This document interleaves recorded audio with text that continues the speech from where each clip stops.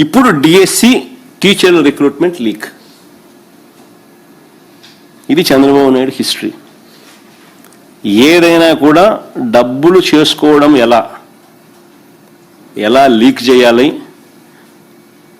ఎలా డబ్బులు చేసుకోవాలి, దిస్ ఇస్ హిస్టరీ.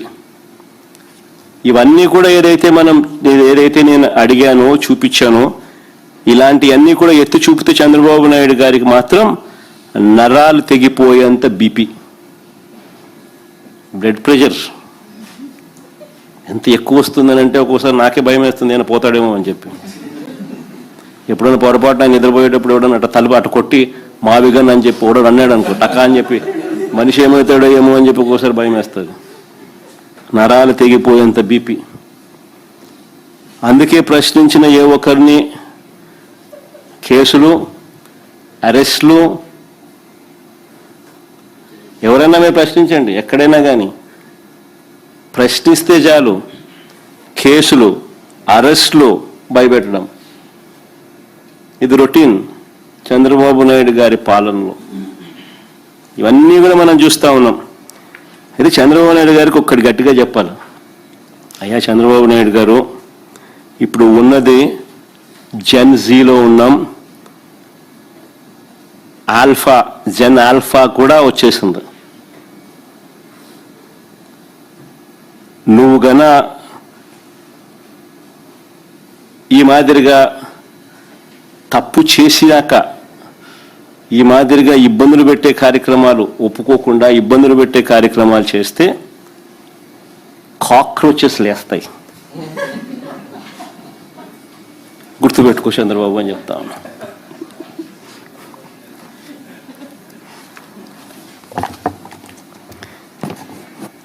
ఆంధ్ర రాష్ట్రంలో మేము కూడా కాక్రోచ్ అనుకో.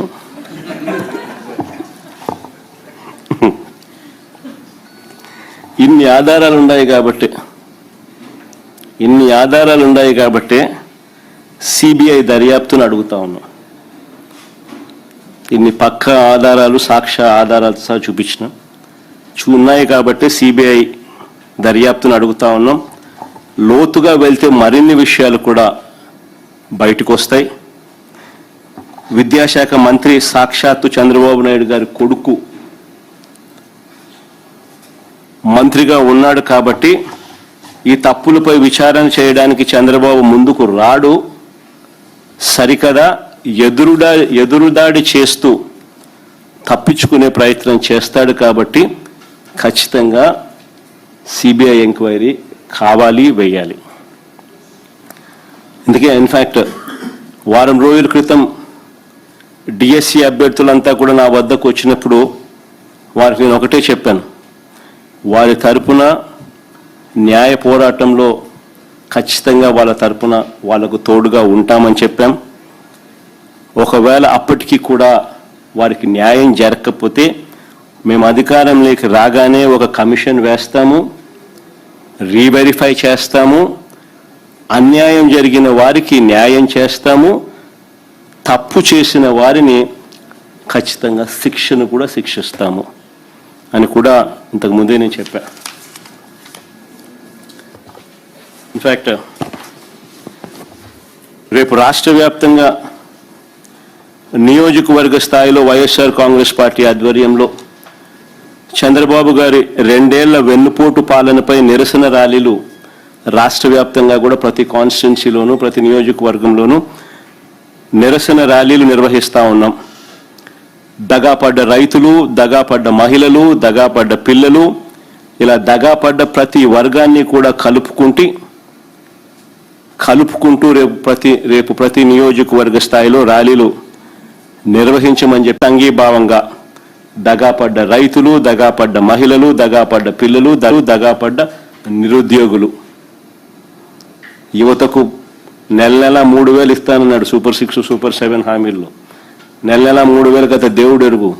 వాళ్ళకి రైట్ఫుల్గా రావాల్సిన ఉద్యోగాలు కూడా వాళ్ళకి ఇవ్వకుండా స్కాములు చేస్తూ అక్కడ కూడా దగా చేస్తూ ఉన్న పరిస్థితులను కూడా ఎండగడుతూ రాష్ట్ర వ్యాప్తంగా రేపు 12వ తారీఖున రాష్ట్ర వ్యాప్తంగా ప్రతి నియోజకవర్గ కేంద్రంలో కూడా గట్టిగా ర్యాలీలు ప్రొటెస్ట్ కార్యక్రమాలు గట్టిగా చేయాలి అని చెప్పి 2 ఏళ్ల వెన్నుపోటు పాలనపై నిరసన ర్యాలీలు గట్టిగా నిర్వహించాలని చెప్పి పార్టీలో ఉన్న క్యాడర్కి అందరికీ కూడా పిలుపునిస్తా ఉన్నాం. సార్, ఎవరైతే డిఎస్సి అభ్యర్థులు అన్యాయం జరిగిందని తిరుగుతున్నారో వాళ్ళని ట్రోల్ చేస్తూ సోషల్ మీడియాలో పెద్ద ఎత్తున ఫేక్ ప్రచారాలు చేస్తున్నారు. వారి కుటుంబ సభ్యులు కూడా ఇబ్బంది పెడుతున్నారు.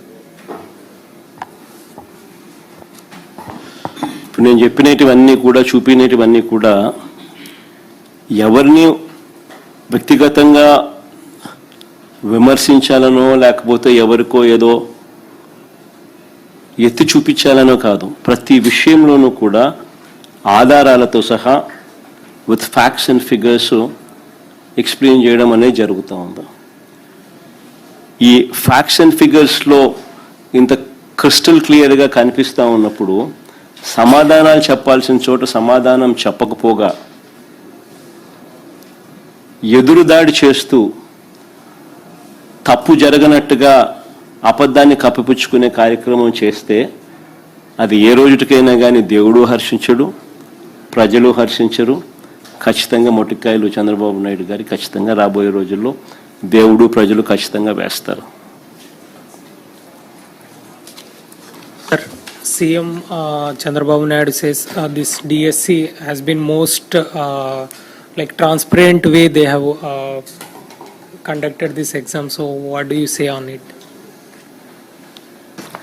In fact, I'll just give a little briefing in English as well, so that because the issue is of national importance, the issue has a bearing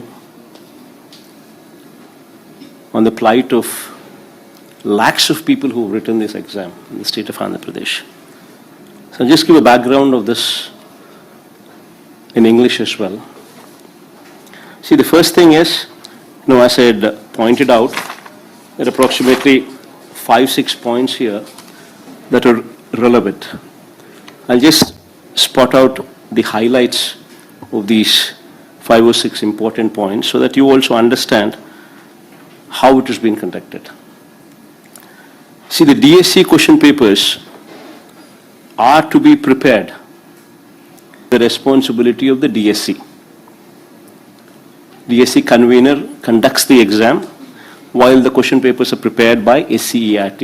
This is the norm. Chandrababu Naidu ensured that both the responsibilities are given to one person. That is the director of SCERT alone. This is the beginning of the entire scam. Then another aspect which reeks of scam